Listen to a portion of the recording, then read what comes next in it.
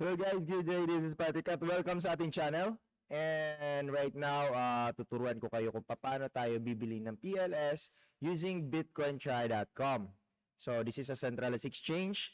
Okay, so kasi if gagamitin natin, if bibili tayo ng PLS at gagamitin natin yung Ethereum, ang taas-taas kasi ng gas fee. Okay, so ito yung the best way to buy post-chain on centralized exchange, which is the fees are very minimum or little lang, maliit lang.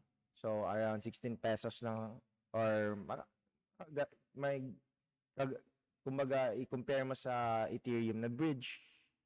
So instead na gagastos ka ng 600 pesos, so around 50 pesos, 60 pesos na lang yung gagastusin mo by buying this by using this exchanger which is a centralized exchange. Okay? So, yung pagsa-set up lang natin, meron akong link sa baba. Papakigamit na lang. It will help my channel also if gagamitin nyo yung link ko. Okay? So, ito yung Bitcoin Try. Meron yung link sa baba. And all you need to do is set up your MetaMask. If meron meron na kayong MetaMask, and set up your network to Pulse Chain. Okay? Pag once na na-set up niyo yung MetaMask nyo at yung Pulse Chain na siya, you can connect your MetaMask. So ito, no need na ng email address. Okay? So if meron ka ng MetaMask, you can connect it directly. Okay? So yun. Once nakakonect na tayo, so i-tour ko kayo paano gamitin to siya. Yan, merong spot siya, meron siyang deposit and withdrawals. Okay, so yung purpose natin dito is to buy PLS. So, yan. Then, click lang natin itong deposit. Okay. So, meron ako, bumili ako ng PLS kanina and nag-deposit din ako ng $11.51 cents USDT. Okay, by using Binance Smart Chain. Okay? So, yung first is, bumili muna ako ng USDT sa Binance.com. So, it's up to you kung ano yung saan kayo bibili ng USDT. But I prefer na bumili USDT yung gagamitin nyo at i-transfer nyo dito sa Bitcoin Try para bumili ng PLS. Okay? So, yung process is ganito lang. Bumili ka muna ng tawag nito, ng USDT sa Binance or saan ba kayo bumili ng USDT, then i-transfer nyo lang sa inyong Bitcoin Try na account. Okay? So, sa pag-deposit naman, ganito lang siya. Click nyo yung BNB Smart Chain because we all know, yan, switch muna natin to siya. Okay, switching. Then, pag once na switch na siya, you can create deposit.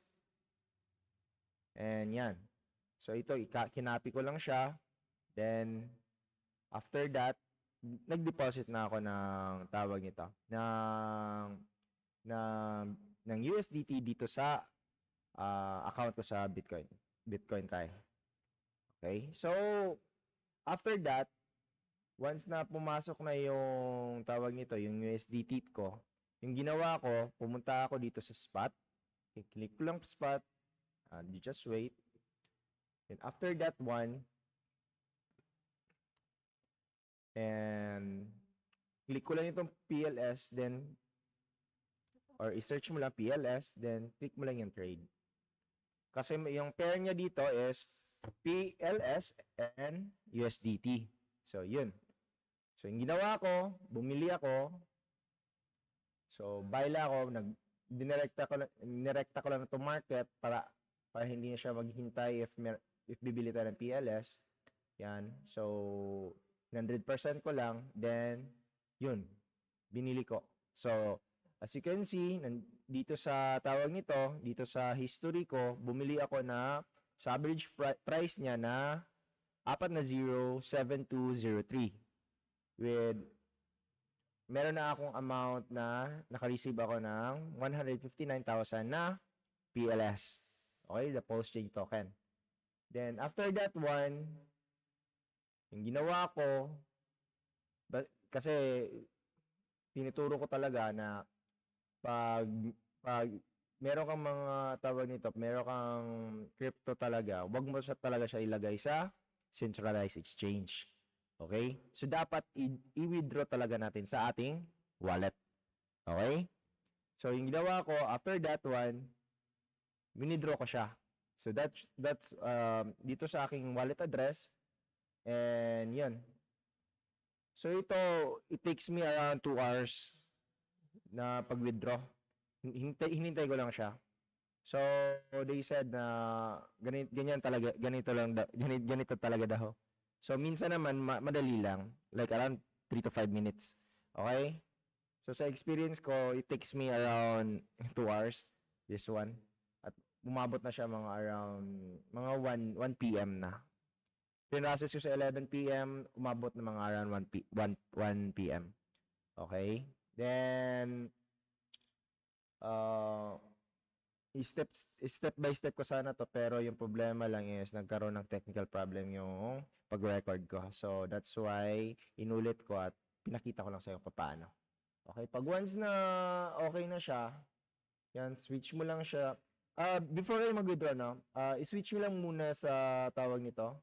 I-switch nyo muna to post-chain na network. Then, yung gagawin nyo is yan, search nyo lang yung i-withdraw nyo na token, which is PLS. Then, change the network to PLS. Then, yan, pag once na-change na siya, lagay nyo lang amount, then withdraw. Then, maglilink lang yan sa wallet mo. Then, you just click i-confirm nyo lang. Maglilink siya automatically to your wallet na MetaMask. Then, yun lang siya. And yung pinaka-kuha naman, yung pinaka-minimum na bibili ka dito ng PLS in terms of USDT is only $3.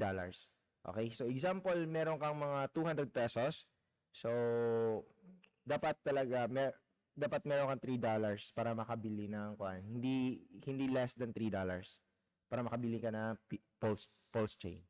Okay? Then, the fees, if mag-withdraw tayo ng pulse chain is around 200 PLS lang. Okay? So, PLS. Makikita natin dito, yan. Yun yung network fee niya. Only 200 PLS. Okay, guys? So, ganyan lang. Ganito lang yung pagtawag nito, pag-process kung paano tayo bibili ng PLS using this Bitcoin Try. Okay? So, that's all, guys. And good luck sa atin sa bull run. Malapit na. Konting tiis na lang. Okay, guys? Goodbye.